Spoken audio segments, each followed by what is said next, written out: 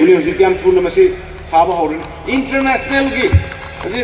eno moi junga mani keno hoi misra hoi kai boy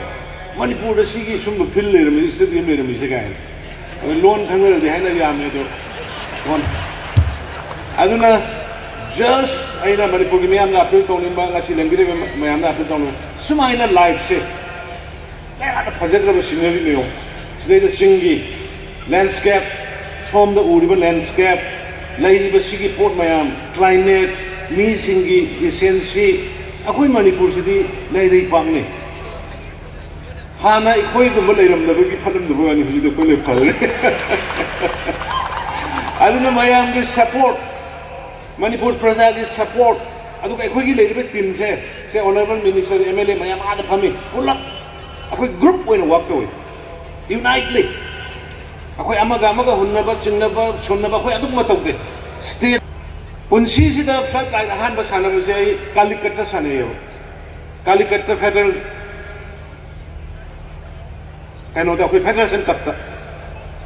ai ko di khangdem na samai na thola kan sida flat line to ubu samai yengo kan di makha dam taw kan ri bon jo hum muthoe ba ko dum sana kan matam du da khan ge ba ko ai gi state is jo flat line ka do sana ba fangat kadra ai. This is a question of 1980 ki wari ne madudagi ne akhoi lakpaga stadium flood light tawda men of indoor stadium kano ki akhoi ki hockey stadium flood light loi re main stadium flood light loi re siga Manipur of flood light stadium flood light hanba stadium ahum ne legs hojik atopa cricket ki oiba magi Lady importance cricket Shanabasina players in Zimas Loktaki Mayada Lakefront Stadium Ama Ay Marup Govindasta Magi Lamzu already lady here Madida Soy Namadugi Lakefront Stadium and Loktaki Manata Sana Nabamadu Mako Soy Tauragani Haidana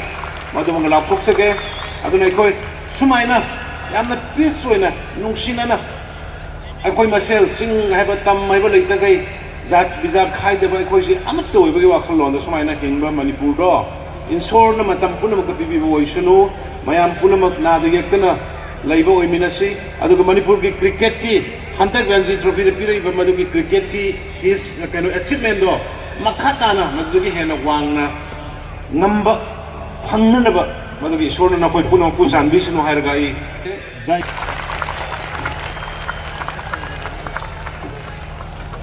Tamda afaba khongthang kaya lakhotpiriba pumnamakpu luchingbiriba Manipurgi art and culture literature amadi sana khonabagi lamda hena thakwang pukhatnabagi damakta thabak thogai kaya amasu thomba Biren Singh. Thank you so much, ladies and gentlemen. May I now have the privilege to request Mr.